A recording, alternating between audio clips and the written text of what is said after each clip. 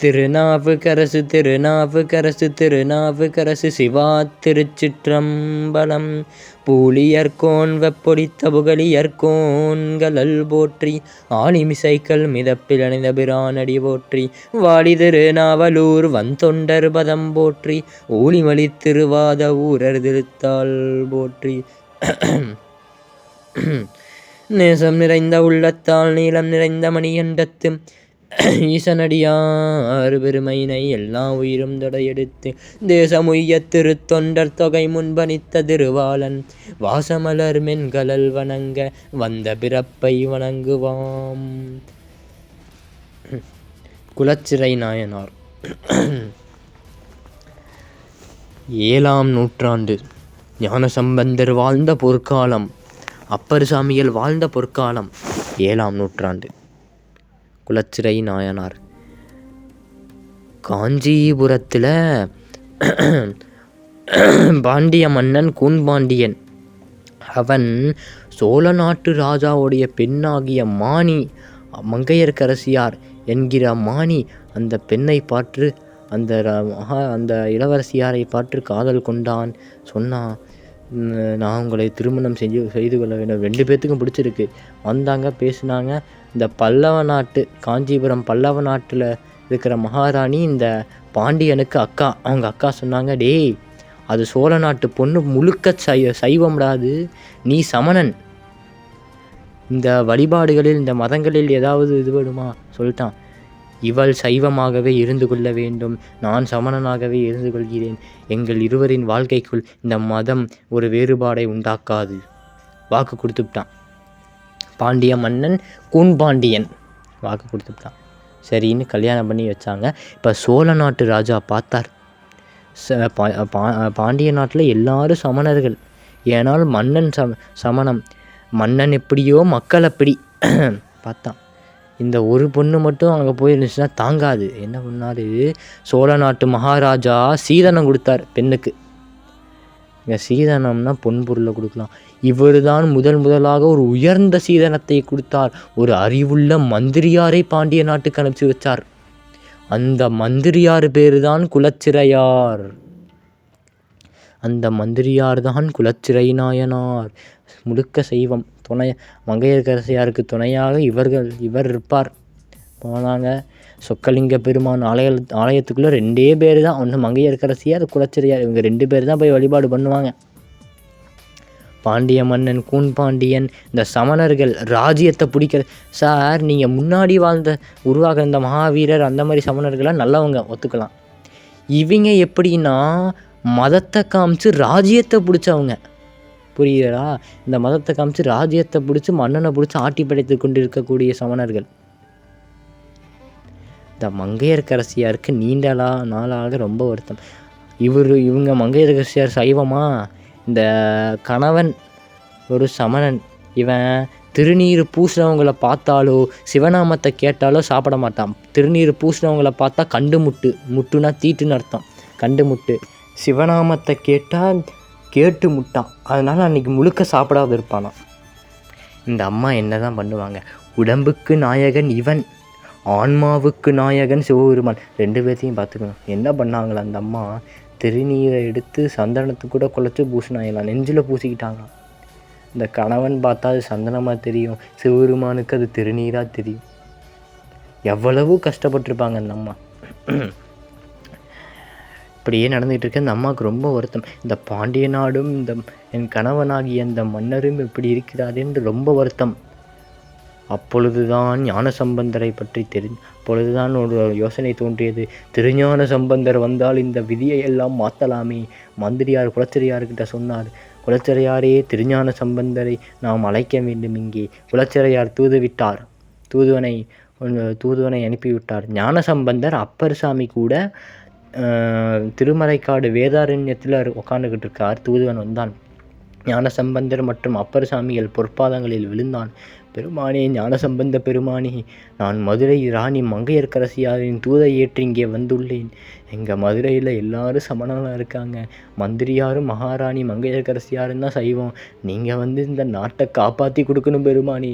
சைவத்தை மீண்டும் தலைத்தலை வைக்கணும் பெருமானின்னு வேண்டுகோள் விடுத்தாங்க. ஞானசம்பந்தர் உடனே எழுந்தார். மதுரை மாநகரம் இப்படி இருக்கிறத உடனே எழுந்தார். இந்த பக்கத்தில் ஒரு பழுத்த பலம் கிட்டத்தட்ட 80 வயசு அப்பர் சாமி உக்காந்துக்கிட்டு இருக்கார். அப்பர் பார்த்தார், இந்த சமணர்கள் ரொம்ப பொல்லாதவங்க. என்னை எடுத்து சுண்ணாம்பு காலவாயில் போட்டாங்க, கல்லை கட்டி கடலில் போட்டாங்க. இந்த சின்ன புள்ள போனால் இது என்னென்ன பண்ணுவானோ அவன். ஞானசம்பந்தர் சொன்னால் கேட்க மாட்டார். அப்போ என்ன பண்ணலாம்? ஒரு சாக்க சொன்னார். ஞானசம்பந்த சுவாமிகளே, நாளும் கோலும் சரியாக இல்லை. ஞானசம்பந்தர் பார்த்தார், நம்ம அப்பர் பெருமாளுக்கு எப்பேற்பட்ட கருணை, நம்மளுக்கு எதுவும் ஆகிவிடக்கூடாதுன்னு இப்படி சொல்கிறாரே அப்பர் சாமி சொன்னார் ஞானசம்பந்தர். அப்பர் சாமிகளே, உங்களுக்கு தெரியாததா எனக்கு தெரிய போகிறது. அப்பர் பெருமானே, அடியார்களுக்கு அனைத்தும் நல்லதாகவே நடக்கும் அல்லவா? வேயுறு தோழி வங்கன் விடமுண்ட கண்டன் மிக நல்ல வீணை தடவி மாசரு திங்கள் கங்கை முடிமேல் அணிந்தன் உளமையே புகுந்த அதனால் ஞாயிறு திங்கள் செவ்வாய் புதன் வியாழன் வெள்ளி சனிபாம் 2 உடனே ஆசரு நல்ல நல்ல அவை நல்ல நல்ல அடியார் அவர்க்கு மிகவே இவை அனைத்தும் அடியார்களுக்கு நல்லதையே பண்ணும் என்ற கோளறு பதிகம் எனப்படும் வேயுறு தோழி பங்கன் பதிகத்தை அருளி செய்தார். ஞானசம்பந்தர் மதுரைக்கு வரார். ஞானசம்பந்தர் வந்தால் கிட்டத்தட்ட ஒரு 10,000 பேர், பல்லாக்கு பரிவாரம் எல்லாத்தோட தான் வருவார். ஞானசம்பந்தருடைய பல்லாக்கு தூரத்தில் வந்துச்சா, அந்த குலச்சிரியார் தூரத்துலேருந்து அந்த பல்லாக்கை பார்த்தாரா, தூரத்தில் பார்த்த உடனே கீழே விழுந்துட்டார். கீழே விழுந்து கும்பிட ஆரம்பிச்சிட்டார். ஞானசம்பந்தரின் பல்லாக்கு அருகே வந்தது. ஞானசம்பந்தர் சிவாய நமவென்று கூறி பல்லாக்கையை விட்டு இறங்கினார். இறங்கி விழுந்து கிடந்திருந்த குலச்சிறையாரை பார்த்தார். அவரை தூக்கி நிறுத்தினார். இந்த இடத்துல சேக்கிழார் ஒன்று சொல்கிறார், கும்பிட்டிருந்த குலச்சிறையாரை மட்டுமா தூக்கி நிறுத்தினார்? மதுரை மாநகரத்தில் சைவத்தையும் தூக்கி நிறுத்தினார் ஞானசம்பந்தர். நிறுத்தினார். குலச்சிறையாரே, வாருங்கள், தங்கள் அரசியார் மங்கையர்க்கரசியாரையும் பார்க்க வேண்டும். இந்த நாட்டை சைவமாக மாற்ற வேண்டும். முதலில் நம் சொக்கலிங்க பெருமான் ஆலயம் எங்கிருக்கிறது? குலச்சிறையார் காமிச்சார். தூரத்தில் கோபுரம் தெரிஞ்சது. ஞானசம்பந்தர் கோபுரத்தை பார்த்த உடனே உளுந்து கும்பிட்டார். உள்ளே போனார் கோயிலுக்குள்ளே. கோயிலுக்கு வெளியே மங்கையர்க்கரசியார் இருக்காங்க. ஞானசம்பந்தர் முன்னாடி அவங்க அப்போ போகலை. கோயிலுக்குள்ளே ஞானசம்பந்தர் போகட்டும்னு விட்டாங்க. ஞானசம்பந்தர் போனார். எங்கள் மதுரையில் போனால் யாரை பாடணும்? எங்கள் மீனாட்சியை பாடணும், சொக்கலிங்க பெருமானை பாடணும். ஞானசம்பந்தர் யாரை தெரியுமா பாடினார்? மங்கையர்க்கரசி வளவர்கோன் பாவை வரிவலை கைமடமானி பங்கைய செல்வி பாண்டி மாதேவி பணி செய்து நாள்தோறும் பரவ பொங்கலல் உருவன் பூத நாயகன் நாள் வேதமும் பொருள்களும் அருளி அங்கையர் கண்ணி தன்னோடும் அமர்ந்த ஆளவாயாவதும் இதுவே. என்னவா? மங்கையர்க்கரசி. ஞானசம்பந்தர் அந்த மகாராணிக்கு மங்கையர்க்கரசியாருங்கிற பேரையே இப்போ தான் ஞானசம்பந்தர் தான் மங்கையர்க்கரசிங்கிற பேரையே அவங்களுக்கு வச்சார். அவங்களுடைய இயற்பெயர் என்னது? மானி. மங்கையர்க்கரசி வளவர்கோன் பாவை வரிவலை கைமட மானி. மங்கையர்க்கரசி வளவர்கோன் பாவைனா பாண்டிய நாட்டு மன்னனின் மகள். பாண்டிய நாட்டு மன்னனுங்கிற பாருங்க, மன்னிச்சிடுங்க. சோழ நாட்டு மன்னனின் மகள் வளவர்கோன் பாவை வரிவலை கைமட மானி. கையிலேயே வளையலை அணிந்து கொண்டிருக்கும் மானி. அப்படின்னா கையில் விளையலை வச்சு அணிஞ்சிருக்காங்கன்னா என்ன அர்த்தம்? அவர்கள் இன்னும் தீர்க்க சுமங்கலியாக இருக்கிறார்கள் என்பது அர்த்தம். ஆசீர்வாதம் என்றார் ஞானசம்பந்தர். வரிவலை கைமடமானி பங்கைய செல்வி பாண்டிமாதேவி பணி செய்து நாள்தோறும் பரவ பொங்கலல் உருவன் சிவருமான் பூத நாயகன் நால் வேதமும் பொருள்களும் அருளி 4 வேதங்களையும் அதற்குரிய பொருள்களையும் அருளி அங்கையர் கண்ணி மீனாட்சி அங்கையர் கண்ணி தன்னோடும் அமர்ந்த ஆளவாய் ஆவதும் இதுவே பாடினார் ஞானசம்பந்தர். வெளியே வந்தார். இப்போ போய் மங்கையர்க்கரசியார் ஞானசம்பந்தர் பாதங்களில் விழுகிறாங்க. என் முன்னாடியே விழுகலாம்ல? முன்னாடி விழுந்திருந்தால் ஞானசம்பந்தருடைய குருவருள் தான் கிடைத்திருக்கும். இப்போ ஞானசம்பந்தருடைய குருவருள் கூட சிவருமானுடைய திருவருளும் சேர்ந்து கிடைக்கிறதே. சார், ஒரு ஆன்மா இப்போ நீங்கள் உங்களை முழுமையாக தெரிந்து கொள்ள வேண்டுமென்றால் என்ன செய்ய வேண்டும் தெரியுமா? சார் இப்போ நான் என் முதுகை பார்க்கணும், நான் என்ன பண்ணணும்? எனக்கு முன்னாடி ஒரு கண்ணாடி, எனக்கு பின்னாடி ஒரு கண்ணாடி எடுத்தேன்னா என் முதுகை நானே பார்க்கலாம். சரிங்களா? அது மாதிரி நாம் யார் என்று முழுமையாக தெரிந்து கொள்ள வேண்டுமென்றால் குருவருளை முன்பாகவும் திருவருளை பின்பாகவும் வைத்து பார்த்தால் நம்மால் நாம் யார் என்பதை அறிந்து கொள்ள முடியும். சைவ சித்தாந்தம். சரிங்களா?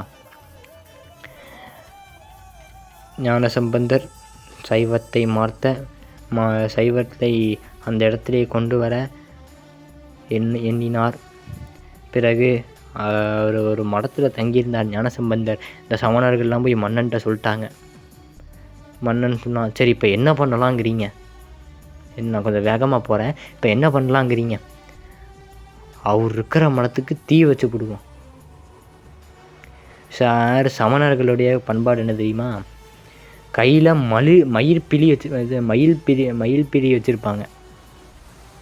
மயில்பிலி வச்சுருப்பாங்க. எதுக்கு தெரியுமா? போகிற இடமெல்லாம் கூட்டிக்கிட்டே போகணும். எறும்பு இல்லைன்னா சின்ன சின்ன பூச்சி ஏதாவது தெரியாமல் காலை நசுங்கி செத்துறக்கூடாதான். பாராட்ட வேண்டும். நன்மை பாராட்டக்கூடிய விஷயம். அப்படி சொல்கிறவங்க ஞானசம்பந்தர் இருக்கிற மடத்துக்கு தீ வைக்கிறாங்களே, இது எங்கே போச்சு? சொல்கிறது ஒன்று செய்கிறது ஒன்று. அதுதான் இவங்க ராஜ்யத்தை பிடிக்கணுங்கிறதுக்காக வந்த சமணர்கள். புரிகிறதா? சொல்கிறது ஒன்று செய்கிறது ஒன்று. 1.5 மணி நேரம் கொல்லாண்மையை பற்றி பேசுவான். பேசிட்டு 9 மணிக்கு கறிக்கடை வாசலில் போய் நிற்பான். சொல்கிறது ஒன்று. உள்ளொன்று வைத்து புறமொன்று பேசுவார்னு இவங்களுக்கு பேர். உள்ளொன்று வைத்து புறமொன்று பேசுவார், உறவு களவாமை வேண்டும். வள்ளலார். ஞானசம்பந்தர் இந்த மடத்துக்கு தீ வைக்க போனால் அஸ்தி நாஸ்தின்னு மந்திரத்தை சொன்னால் தீ பத்தலை. ஏன்னா அங்கே அதை விட பெரிய மந்திரம் இருந்துச்சு, நமசிவாய. மந்திரங்களுக்கெல்லாம் மூல மந்திரமாக இருக்கக்கூடிய நமசிவாய மந்திரம் இருந்துச்சு. இவன் பார்த்தான் தீ பத்தலையா, நிஜமாலுமே தீயை பற்ற வச்சுவிட்டான். தீப்பந்தத்தை எடுத்து கொளுத்தி தீயை பற்ற வச்சுவிட்டான். நெருப்பு பூரா பக்கம் எரியுது.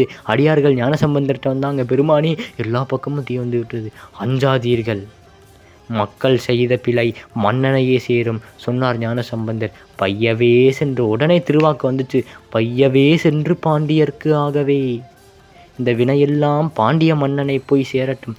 அதுவும் வேகமாக போகணும்னு சொல்லலை, வேகமாக போகணும்னு சொன்னால் உடனே எரிஞ்சு போயிடுவான்.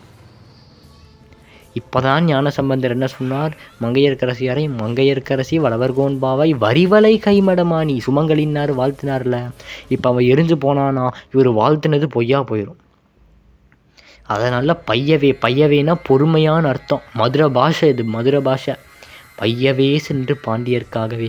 அதனால் அந்த நெருப்பு வெப்பு நோயாக போய் மன்னனை பிடித்து கொண்டது.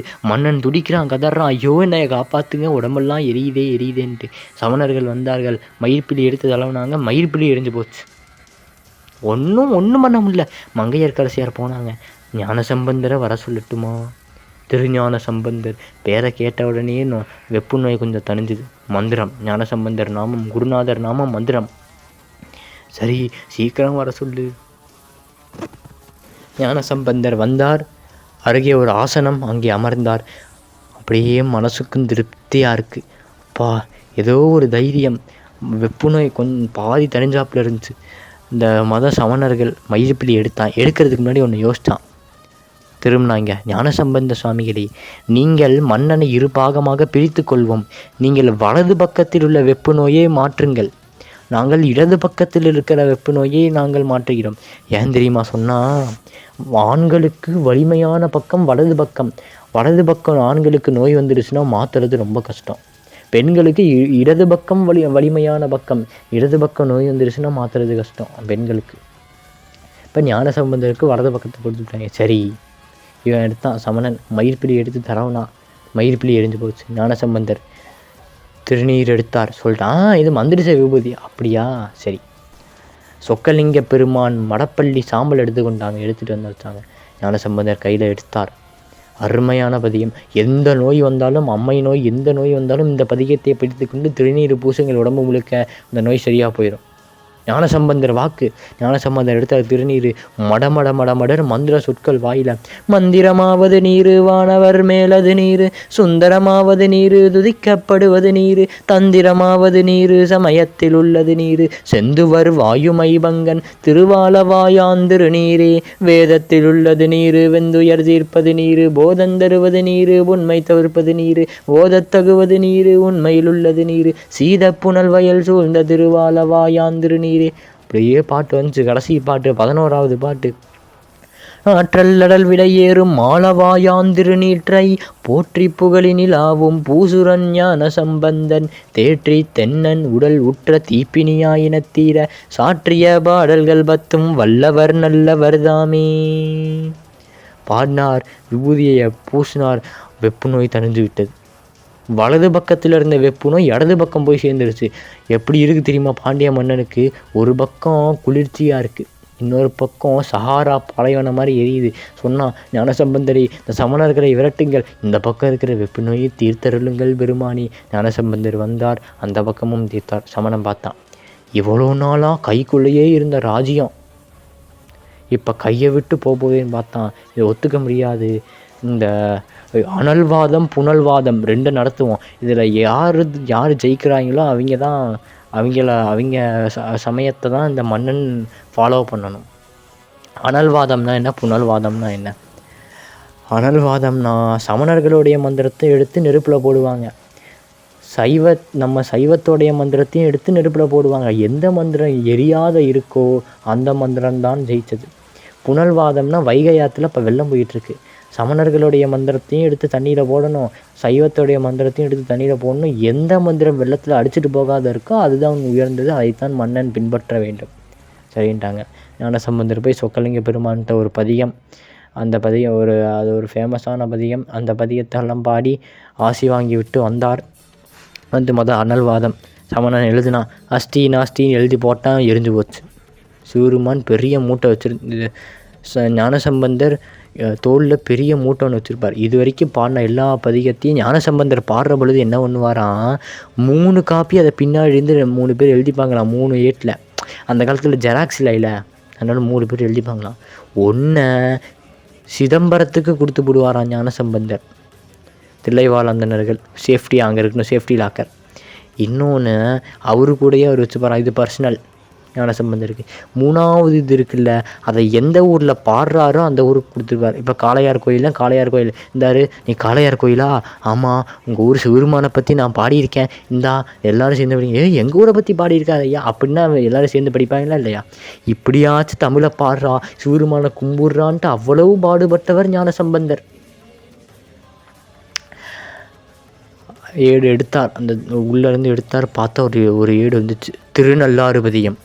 போகமார்த்த பூன்முலையால் தன்னோடும் பொன்னகலம்பாக மார்த்த பைங்கன் வேலேற்றன்னல் பரமேட்டி ஆகமார்த்த தோளுடையன் கோவன ஆடையின் மேல் நாகமார்த்த நம்பெருமான் மேயது நல்லாரே. திருநள்ளாறுபதியம் எடுத்தார் ஞானசம்பந்தர், நெருப்பில் போட்டார். பதியம் எரியக்கூடாதுனால பச்சை பசைன்னு இருந்துச்சா பதியம், அதனால் அந்த பதியத்துக்கு பேர் பச்சை பதியம் என்று வந்தது. இவன் தோத்துட்டான். சரி, அடுத்து வாங்க புனல்வாதம் இருக்குல்ல, அதில் வாங்க பார்த்துக்கலாம். வைகை ஆற்றுல வெள்ளம் போகுதா, சமணன் எழுதுனா, அஸ்தி நாஸ்தி ஆற்றுல போட்டால் அடிச்சுட்டு போயிடுச்சு. ஞானசம்பந்தர் புதிதாக 12 பாட்டு, எப்பவுமே இலக்கணப்படி 11 பாட்டு மட்டுமே பாடக்கூடிய ஞானசம்பந்தர் இந்த ஒரு பதிகத்துக்கு மட்டும் மொத்தம் 12 பாட்டு பாடினார். இதற்கு பெயர் திருப்பாசுரம்னு பேர். வாழ்க அந்த நர்வானவர் ராணினம் வீழ்க தன்புணல் வேந்தனும் ஓங்குக ஆழ்க தீயது எல்லாம் அரண்நாமமே சூழ்க வையகமும் துயர் தீர்கவே மேன்மைகொள் சைவ நீதி விளங்குக உலகமெல்லாம். வாழ்க அந்தனர் வானவர் ராணினம், அந்தணர்கள் வாழ்க, பசு கூட்டங்கள் வாழ்க, வீழ்க தன்புணல் மழை பெய்யட்டும் வேந்தனும் ஓங்குக. பாண்டிய மன்னன் பேர் என்ன? கூன்பாண்டியனா? ஞானசம்பந்தர் திருவாக்கு வேந்தனும் ஓங்குகன்னாரோட கூன்பாண்டியன் நிமிர்ந்தான். அண்டையிலிருந்து அவர் பெயர் நின்ற சீர் நெடுமாற பாண்டியனாக மாறிற்று. இவரும் ஒரு நாயனார், நின்ற சீர் நெடுமாற பாண்டிய நாயனார். நிறை கொண்ட சிந்தையால் நெல்வேலி வென்ற நின்ற சீர் நெடுமாற நடியார்க்கும் அடியேன் சுந்தரர் பாடுகிறார். வேந்தனும் ஓங்குக. அடுத்து ஆழ்க தீயது, சார் நம்மளாக இருந்தால் என்ன சொல்லுவோம், கெட்டவன்லாம் அழிஞ்சு போகட்டும். ஞானசம்பந்தர் சொல்கிறார், கெட்டவன் அழிய வேண்டாம்டா, கெட்டது அழிஞ்சால் போதும். ஒரு கெட்டவனுக்குள்ளே இருக்கிற தீய விஷயங்கள் அழிஞ்சு போச்சுன்னா அவனும் நல்லவனாக மாறிடுவானே. ஆள்க தீயது எல்லாம் மரநாமமே சூழ்க, எல்லா இடத்துலையும் சிவருமான் திருநாமமே சூழட்டும் சொல்கிறார் ஞானசம்பந்தர். இப்போ அடுத்தாப்புல எங்கே பாடுறாரு இந்த பாட்டை? மதுரையில் பாடுறாரா? என்ன சொல்லியிருக்கலாம்? மதுரை மாநகரும் துயர் தீர்க்கவே சொல்லலை. சரி, கொஞ்சம் மேலே வருவோம். தமிழ்நாடும் துயர் தீர்க்கவே சரி, கொஞ்சம் இன்னும் மேலே. பாரத நாடும் துயர் வையகமும் துயர் தீர்க்கவே உலகமெல்லாம் துயர் தீரட்டும். இதுதான் சார் சைவம். இந்த உலகமெல்லாம் துன்பம் இல்லாமல் வாழ வேண்டும் என்பதுதான் நம் சைவ கோட்பாடு. உனக்கு ஒரு இன்பம் கிடைத்திருக்கிறதா, அதை நீ மட்டும் வைத்து கொள்ளாதே, அந்த உலகத்திற்கு முழுக்க பகிர்ந்து கொள். ஒரு சாப்பாட்டை தனியாக சாப்பிடக்கூடாது, எல்லாம் ஒரு 4 பேர்த்துக்காச்சும் கொடுத்துட்டு தான்டா சாப்பிட்ணும். இந்த உலக நன்மைக்காக பாடுபடுறா. யான் பெற்ற இன்பம் பெருக இவ்வையகம். நம் தமிழ் சான்றோர்களின் பார்வை என்றும் உலக அளவிலே இருக்கும் சொன்னார். வையகமும் துயர் தீர்க்கவே. ஞானசம்பந்த சுவாமிகளே, இந்த உலகம் துயர் தீர வேண்டுமென்றால் நாங்கள் என்ன செய்ய வேண்டும்? அதற்கான பதிலையும் ஞானசம்பந்தரே சொல்கிறார். மேன்மைகொள் சைவ நீதி விளங்குக உலகமெல்லாம். சைவ நீதி உலகம் முழுக்க பறந்திருந்தால்தான் உலகம் முழுமையாக துயர் தீரும். 12 பாட்டியும் பாடி விட்டாரா ஞானசம்பந்தர். என்ன சொன்னா சமணன்? வெள்ளத்தில் அடிச்சுட்டு போகாதானே இருக்கணும். ஏடு எதிர்த்து போணுச்சான். இந்த ஏடு எதிர்த்து போணுச்சான். இந்த மந்திரியார் குலச்சிறையார் பார்த்தார். ஐயோ, தமிழ் போகிறதே, தமிழை இப்படி விட்டு விடக்கூடாது என்று குதிரையில் எடுத்துகிட்டு ஓடுறார். அப்படியே குதிரையில் அப்படியே ஓடுறார். குதிரையில் வேகமாக போகிறார். அந்த ஏடு கரை ஒதுங்குமான்ட்டு ஒரு இடத்தில் அந்த ஏடு கரை ஒதுங்குச்சு. அந்த இடத்துக்கு பேர் திரு ஏடகம்னு பேர். அந்த ஊரில் இருக்கிற சிவருமானுக்கு ஏடகநாதர்னு பேர். அந்த ஓலையை எடுத்தார் குலச்சிறையார். இந்த புனல்வாதம் இருக்குல்ல, இது நடக்கிறதுக்கு முன்னாடி சொன்னார். இந்த அனல்வாதம் முடிஞ்சதுக்கப்புறம் அடுத்து புனல்வாதத்துக்கு வாங்கன்னு சமணம் கூப்பிட்டான்ல, மந்திரியார் குலச்சிறையார் சொன்னார். இப்படியே போயிட்டு இருந்தால் எப்படிரா டைம் ஆகாதான்னு கேட்டார். இந்த சமணன் சொன்னான், யார் தோற்கிறார்களோ அவர்கள் கழுவேற வேண்டும். ஞானசம்பந்தர் தோத்தார்னா அவர் கழுவேறணும்னு சொல்லாமல் சொல்லிட்டாங்க. நல்லா தெரிஞ்சுக்கோங்க, ஞானசம்பந்தர் கழுவேறணும்னு சொல்லலை. தவளை தன் வாயால் கெடும். சமணர்கள் சொன்னார்கள், நாங்கள் தோர்த்தம்னா நாங்கள் கழுவேறணும், ஞானசம்பந்தர் தோத்தார்னா அவர் கழுவேறணும். தவளை தன் வாயால் கெடும். சமணர்கள் தோர்த்தார்களா? சமணர்கள் கழுவேறினார்கள். இத்தனைக்கு யார் காரணம்? மந்திரியார் குலச்சிறையார். இப்பேற்பட்ட குலச்சிறை நாயனாரின் குருபூஜை நாள் இன்று. ஆவணி மாதம் அனுஷ நட்சத்திரம் குருபூஜை. குலச்சிறை நாயனாரின் குருபூஜை என்று அவரை பற்றி பேசும் வாய்ப்பு அடியேனுக்கு கிடைத்துள்ளது. எனவே இந்த அரிய வாய்ப்பை தந்த நம் குருநாதர் ஞானசம்பந்த சாமிகளின் பொற்பாதங்களை வணங்கி எனக்குள்ளே இருந்து பேசிய முருகப்பெருமான், அம்மா நான் பேசலை, அடியார் பெருமக்களே நான் பேசவில்லை, எனக்குள்ளே இருந்து முருகப்பெருமான் பேசினார், நான் வெறும் வாயசைத்தேன், அவ்வளவுதான், நான் வெறும் கருவி. எனவே உள்ளிருந்த பேசிய முருகப்பெருமானின் பொற்பாதங்களை வணங்கி என்னையும் ஒருவன் ஆக்கி இருங்களல் சென்னியில் வைத்த சேவகா போற்றி என்ற திருவாசகத்தை நினைவு செய்து வையகமும் துயர் தீர்க்கவே மேன்மைகள் சைவநீதி விளங்குக உலகமெல்லாம் என்னும் கூற்றை முன்பணித்து இந்த உரையை நம் ஞானசம்பந்தர் மற்றும் குலச்சிறை நாயனாரின் பொற்பாதங்களில் சமர்ப்பித்து இந்த பதிவை முடிக்கிறோம். திருவாசகமே சரணம். சிவாய நம. மணிவாசக பெருந்தகையே சரணம். சிவா. திருச்சிற்றம்பலம். திருநாவுக்கரசு.